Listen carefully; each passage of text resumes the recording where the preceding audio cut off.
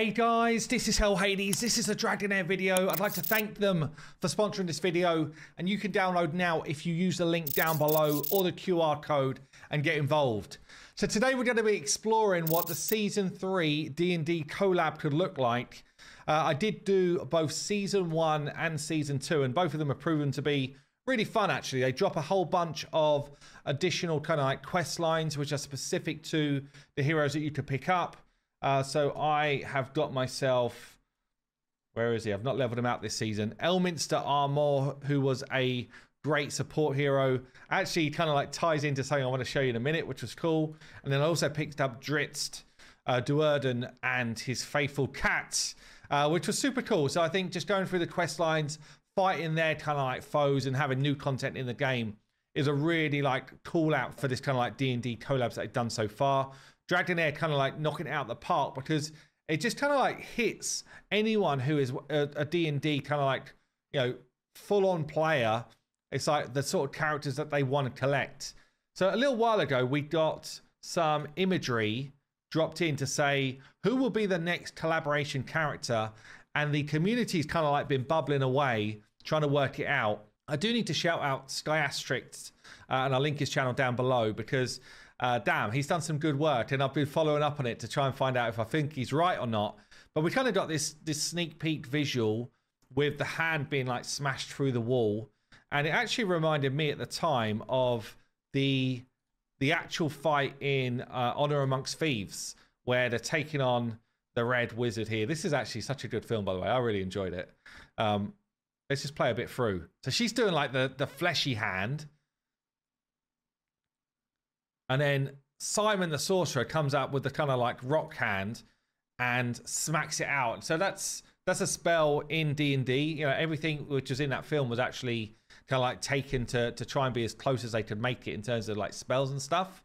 And yeah, so anyway, we're doing a bit of research in terms of what that was. Interestingly, by the way, I was looking into Simon as well.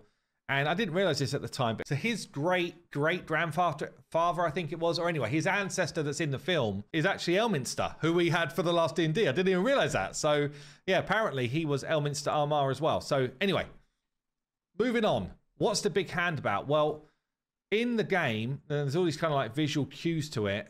There is a spell called Bigby's Giant Hand. And there's this whole kind of thing like, did Bigsby have a big hand, all that sort of stuff.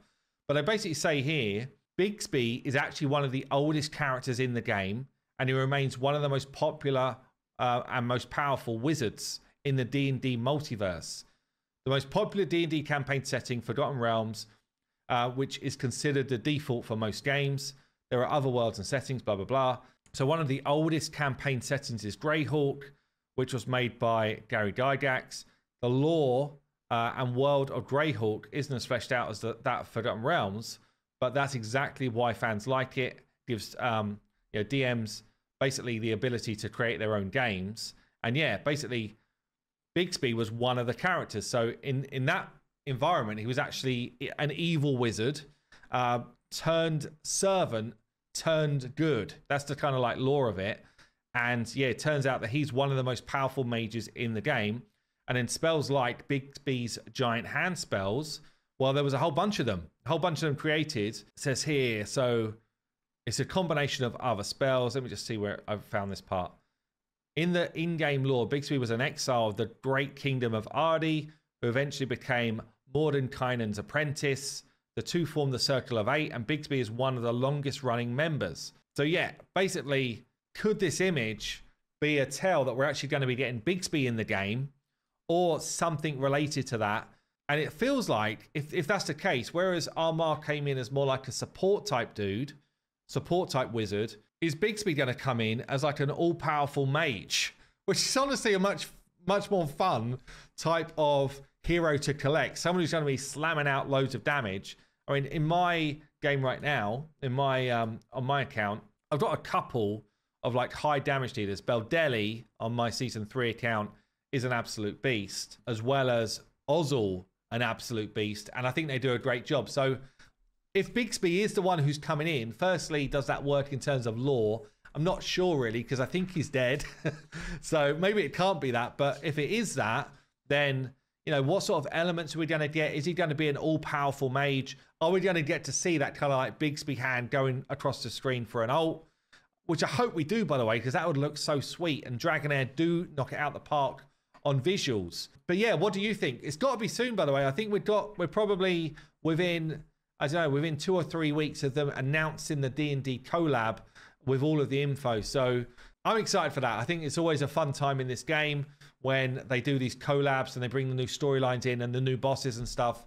But also you get yourself a cool new hero to collect as well. So yeah, in the comments, let me know. And yeah, good work, Stystrix, for kind of like figuring out what you think it is. Maybe we're wrong, but I'm actually totally on board with that. Anyway, there you go, guys. I've been HellHades. Don't forget to sub to the channel if you like the content. And I will see you in the next one. Don't forget, there will be a link down below to get involved. And thanks again, Dragonair, for sponsoring the video.